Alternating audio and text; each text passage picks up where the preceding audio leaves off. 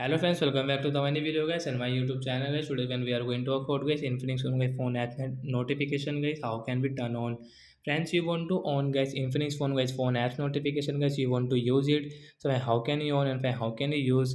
Today friends, I will show you, I will tell you guys. So before starting video friends, first of all go and subscribe the channel guys, click the bell icon, like the video. Friends, now let's see how can we on guys Infinix phone apps notification. Open your phone's setting guys. After on phone setting guys, you can see guys your phone notification center guys, tap on notification center, and then we will scroll it. So which app notification guys you want to on, so guys you can on from here, like file notification guys, you can see gallery notification guys, you can allow, and guys you can use it. And once you can see Google notification guys, we will on from here. After on guys, you can use guys your Google this allow notification guys, you can use it from here. So like that guys, you can on guys your Infinix phone guys phone apps notification. So bye guys, thanks for watching the video. After on guys when notification will come guys, you can check on your screen. So that's it guys, thanks for watching the video. Bye bye friends.